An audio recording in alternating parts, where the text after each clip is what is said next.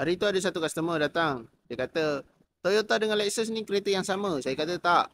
Dia kata, iya ke? Sama je. Jawapannya memang tak.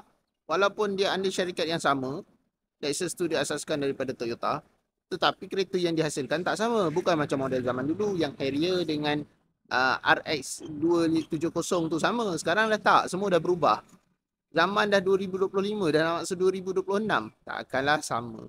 So hari ni kita perkenalkan, ini adalah Lexus IS 300. Bukan Mark X. So untuk abang-abang kita, ini adalah IS generasi kedua tahun 2022. Yang spek dia adalah F-Sport. So, apakah kelebihan dia?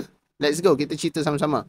Okay, kereta ni merupakan segmen D sedan yang bersaing dengan BMW 3 Series dan juga Mercedes C-Class lah.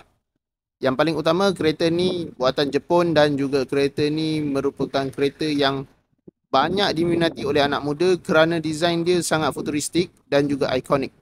Mana taknya desain tajam-tajam, language design dia memang daripada Lexus ni 15 tahun akan datang pun masih clear, masih handsome, tak luput di zaman, evergreen lah katakan. Boleh nampak desain dia, body dia.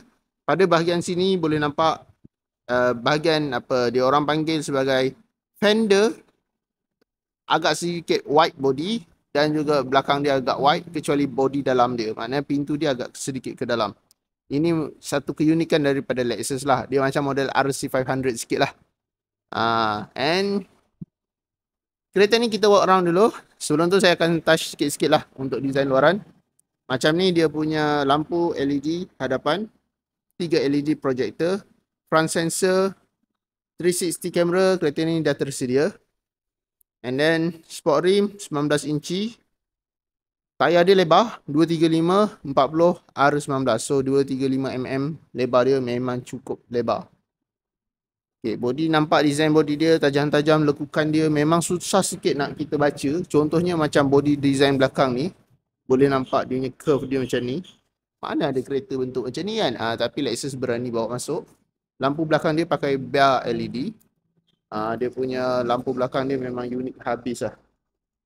Memang unik habis lampu belakang dia. 2 tip exhaust. And then tempat buka minyak dia pun macam ni. Tapi yang paling special curve dia lah.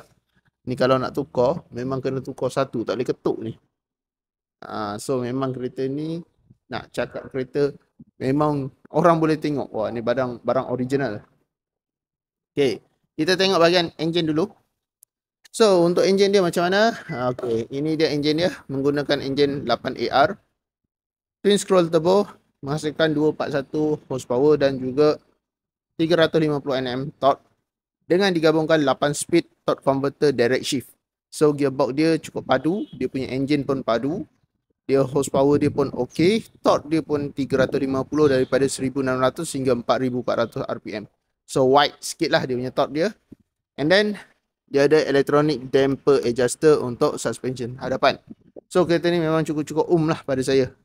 Dia maknanya kalau dah ada macam tu, dia electronic damper adjuster, dia kira body shift dia tu function lah. Dia boleh hard, boleh soft. Bila sport plus dia hard sikit untuk driving, cornering punya permukaan jalanan. And then bila normal is lembut lah. Okay, let's go. Kita masuk bahagian interior. Ini dia interior dia. Biasa F-Sport ni colour hitam dan merah. Tetapi yang ni dia datang dengan colour hitam saja. So sangat cun untuk abang-abang kita yang tak nak nampak muda sangat, tak nampak sakit mata sangat. Yang ni colour okey. Pada saya okey. Dari segi soft touch dia, material dia cukup menarik lah. Speaker pun banyak kita ni. Ada 10 speaker tak silap. 5 bahagian hadapan siap dengan center speaker. And then belakang pun 5 lagi tak silap. So memang cukup lah. Sound speaker dia dah cukup cantik. Walaupun dia bukan JBL, bukan Alpine, tetapi yang dia bagi untuk Lexus ni semua dah premium lah. Dia senang kata macam BMW, Mercedes, diorang ada apa Bermaster lah, ada apa tu namanya, BM tak ingat, whatever lah.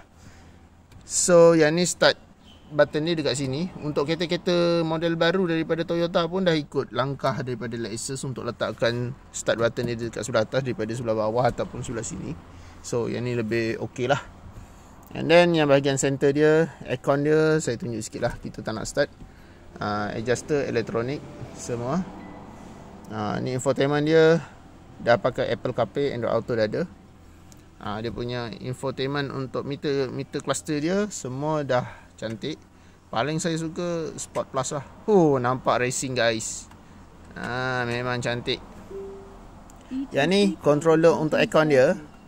Dia punya controller suhu dia boleh naik secara manual. Secara manual pula, secara digital, dan dia touch macam ni. Boleh nampak?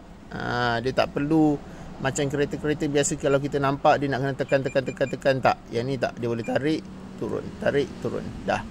And then kita boleh offkan. Bahagian tengah konsol dia kecil saja untuk cas handphone, boleh lah letak handphone. Gear knob dia macam biasa, dia ada direct shift untuk manual mode dan juga pedal shift untuk manual mode.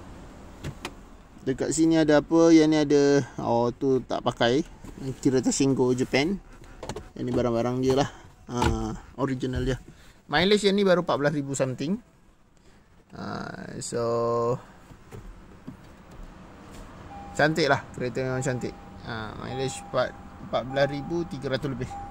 Cuma yang untuk model ni saya kurang suka untuk seat dia lah. Seat dia kalau untuk orang besar tak selesa gitu, sebab seat dia agak kecil dan nipis.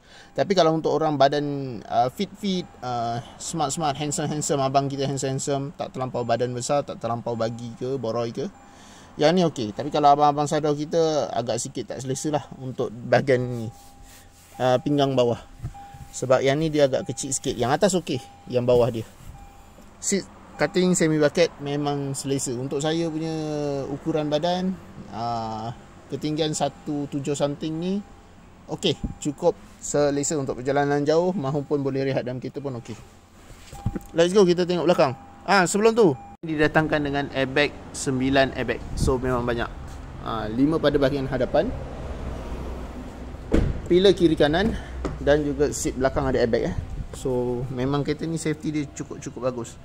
Bonggol tengah ni sebab dia nak salurkan kuasa ke gearbox belakang ataupun rear axle belakang. Kereta ni rear wheel drive. Okey, boleh nampak seat dia. Kereta ni memang dalam segmen D premium.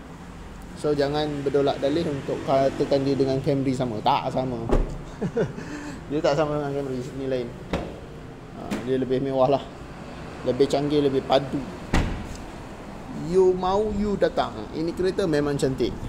So berminat boleh hubungi saya di 0177145604. Ingat Recon, ingat Nabil. Cari Recon, cari Nabil.